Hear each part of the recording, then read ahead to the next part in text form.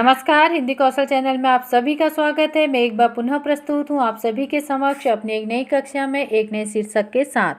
और आज की कक्षा में हम पढ़ने वाले हैं राम लक्ष्मण परशुराम संवाद के अंतिम के 2 पद्यांश, अर्थात पद्यांश 5 और पद्यांश 6। तो आइए शुरू करते हैं आज की कक्षा। और आज की कक्षा की शुरुआत भी हम हमेशा की तरह करेंगे काव्य पाठ से। तो पढ़ते हैं सबसे पहले पद्यांश 5। तुम्ह तो कालू हाक जनुलावा, बार बार मोहि लागी बुलावा। सुनत लखन के बचन कठोरा, परस सुधारि धरेउ कर घोरा। अब जन देई दोष मोहि लोगु, कटुबादी बालकु बद जोगु।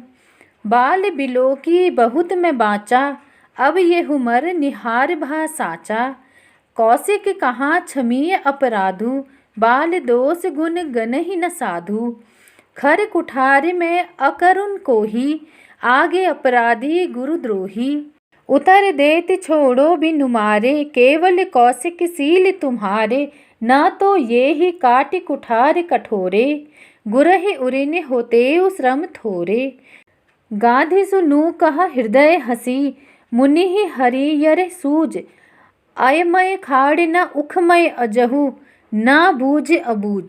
तो यह तो था 5वां पद्यांश। अब आइए एक दृष्टि डालते हैं इसके शब्दार्थ पर। शब्दार्थ इस प्रकार से होंगे। कालू अर्थात काल, हाक अर्थात आवाज लगाना, बोलावा अर्थात बुलाना, दोषु अर्थात दोष, कटुबादी अर्थात कड़वा या कटु बोलने वाला, बद जोगु बद करने योग्य, बाँचा बचाया, मर निहार मरने के लिए, गुण गुण, उरिन उऋण, हरियरे हरा ही हरा, अयमय लोहे से निर्मित, उखमय रस से बनी। तो यह तो थे पद्यांश के कुछ शब्दार्थ। अब इसके आगे बढ़ेंगे प्रसंग की ओर। प्रस्तुत पद्यांश में महाकवि तुलसीदास जी ने लक्ष्मण परशुराम के संवाद के साथ साथ उस समय का वर्णन किया है जब परशुराम जी के क्रोध व कटु वचन सुन विश्वामित्र जी परशुराम जी के अहंकार और राम लक्ष्मण की श्रेष्ठता पर मन ही मन विचार कर मुस्कुराने लगते हैं तथा परशुराम जी को साधुजनों के गुण बताते हैं। तो यह तो था प्रसंग। अब आइए इसके आगे हम जानते हैं भावार्थ। भावार्थ क्या है? जब परशुराम जी लक्ष्मण जी पर बार बार क्रोधित होकर उनका वध किए जाने के उद्देश्य से बार बार अपनी फरसे की ओर देखते हैं तो इस पर लक्ष्मण जी आगे आकर के कहते हैं। तो लक्ष्मण जी कहते हैं कि तुम्ह तो कालू हाक जनुलावा, बार बार मोहि लागी बोलावा। हे मुनिवर, आपको देखकर ऐसा प्रतीत होता है कि आप काल को पुकारकर बार बार मेरे लिए आमंत्रित कर रहे हैं। सुनत लखन के बचन कठोरा, परस सुधारि धरेव कर घोरा। लक्ष्मण जी के इस प्रकार के कठोर वचनों को सुनकर परशुराम जी क्रोधवश अपना फरसा संभालने लगे और सभा में उपस्थित समस्त जनों को देखकर कहने लगे, अब जन देई दोष मोहि लोगु, कटुबादी बालकु बद जोगु। कि अब मुझे कोई भी किसी प्रकार का दोष न देना, क्योंकि यह कड़वे वचन कहने वाला बालक वध करने के योग्य ही है। बाल बिलोकी बहुत में बाँचा, अब ये हुमरह निहार भा साचा। इसे बालक समझकर मैंने बहुत बार बचाया है, बहुत बार छोड़ा है, परंतु अब यह मेरे फरसे से मरने ही वाला है। कौशिक कहाँ क्षमीय अपराधु, बाल दोष गुण गनहि न साधु। तो परशुराम जी को अत्यधिक क्रोधित हुआ देखकर विश्वामित्र जी कहते हैं कि हे मुनिवर, अपराध को क्षमा करें। बालकों के दोष और गुण साधुजन नहीं देखते हैं। खर कुठार में अकरुण कोही, आगे अपराधी गुरुद्रोही। इस पर परशुराम जी कहते हैं, मेरे हाथ में तेज धार वाला फरसा है, मेरा स्वभाव भी अत्यधिक क्रोधी है और मुझ में दया भाव बिल्कुल भी नहीं है। ऐसे में यह गुरुद्रोही और अपराधी मेरे सामने है। उत्तर देत छोड़ो बिन मारे, केवल कौशिक सील तुम्हारे। हे विश्वामित्र जी, यह बालक मेरी बातों का उत्तर दे रहा है। यदि मैंने इसे अभी तक छोड़ा हुआ है, यदि मैंने इसे क्षमा किया हुआ है, तो केवल इसलिए कि मुझे आपसे प्रेम है।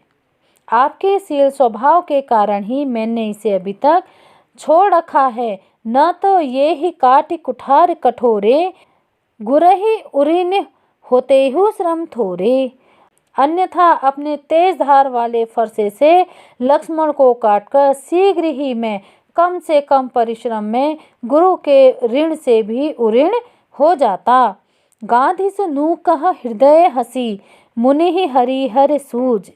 परशुराम जी की ऐसी बातें सुनकर विश्वामित्र जी मन ही मन मुस्कुराने लगते हैं और कहने लगते हैं कि परशुराम जी को केवल हरा ही हरा सूझ रहा है, अर्थात वे अभी अहंकार में हैं और उन्हें अपना ही स्वार्थ दिखाई दे रहा है।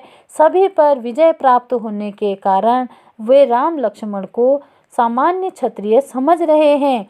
अयमय खान न उखमय अजहु, न बूझ अबूझ।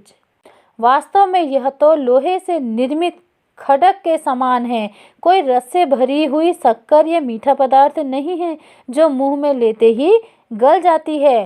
परशुराम जी अब भी नासमझ बने हुए हैं, यह राम लक्ष्मण के प्रभाव को नहीं समझ पा रहे हैं।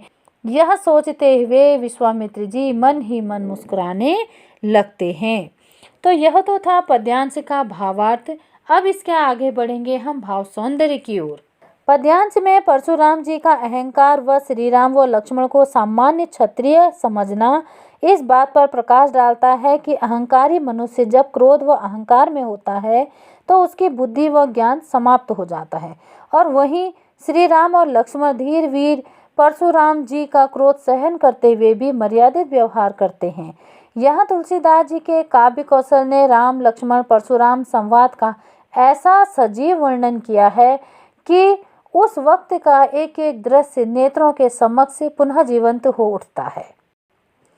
तो यह तो था भाव सौंदर्य। अब आगे बढ़ेंगे शिल्प सौंदर्य की ओर। शिल्प सौंदर्य इस प्रकार से है। पद्यांश की भाषा अवधि है। पद्यांश चौपाई व दोहा छंद में है। पद्यांश में उपमा, श्लेष और अनुप्रास अलंकार है। राम लक्ष्मण को लोहे की खड़क की उपमा दी गई है। पद्यांश में परशुराम के अहंकारी स्वभाव का वर्णन किया गया है। तो इसी के साथ यहाँ पर हमारा पद्यांश 5 समाप्त होता है। अब हम आगे बढ़ेंगे पद्यांश 6 की ओर, और सबसे पहले पढ़ेंगे पद्यांश 6। कहेउ लखन मुनि सील तुम्हारा, को नहीं जाने विदित संसारा। माता पिता ही उरिन भय नीके, गुरु रिनु रहा सोचु बड़ जी के। सो जनु हमरे ही माथे काड़ा, दिन चली गए ब्याज बड़ बाड़ा।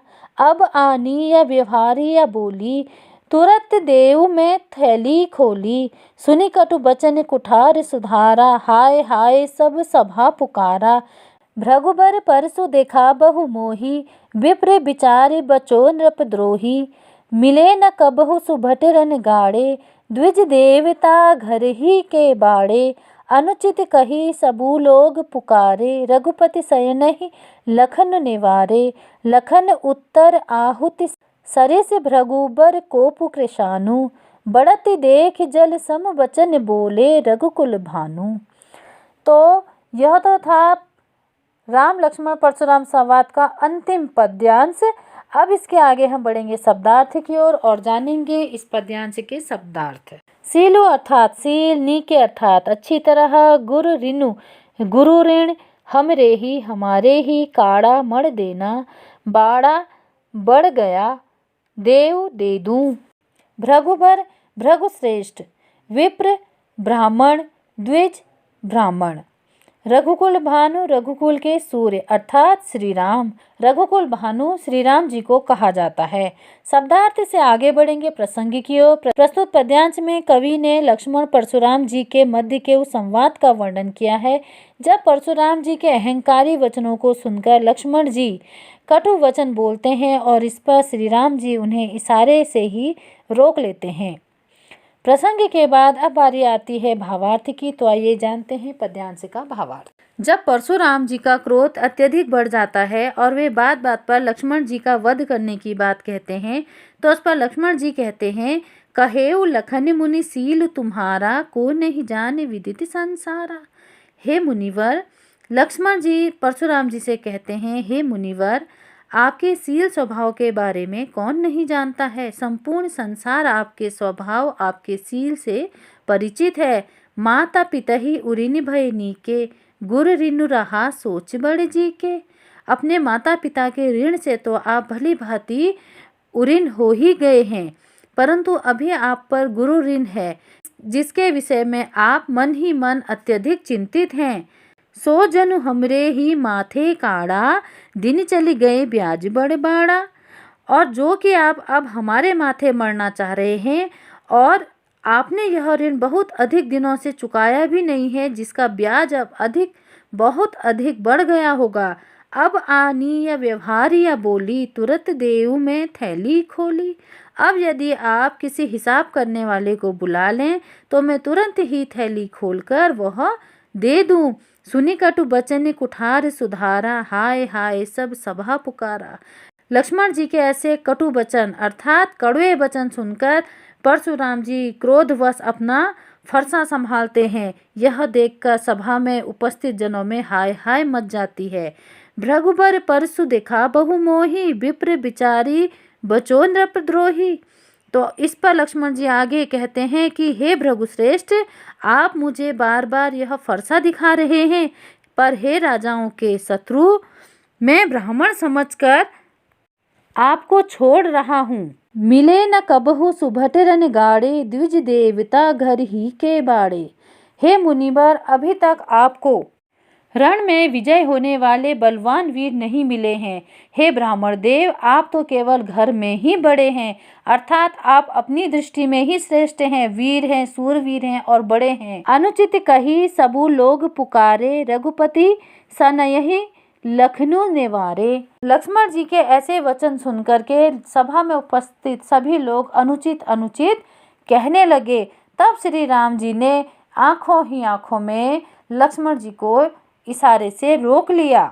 लखन उतर आहुति सरिस, भृगुबर को पुक्रशानु। लक्ष्मण जी के उत्तर तो आहुति के समान थे, जो कि परशुराम जी की क्रोधाग्नि अर्थात क्रोध रूपी अग्नि को भड़काने का काम कर रहे थे। बढ़त देख जल सम बचन बोले, रघुकुल भानु। परंतु ऐसे में लक्ष्मण जी और परशुराम जी के मध्य के विवाद को बढ़ता हुआ देखकर श्री राम जी ने रघुकुल भानु अर्थात रघुकुल के सूर्य अर्थात रघुकुल का सूर्य कहा जाता है श्री राम जी को, तो श्री राम जी ने जल के समान शीतल वचन बोलकर दोनों का क्रोध शांत किया। तो यह तो था इस पद्यांश का अर्थ।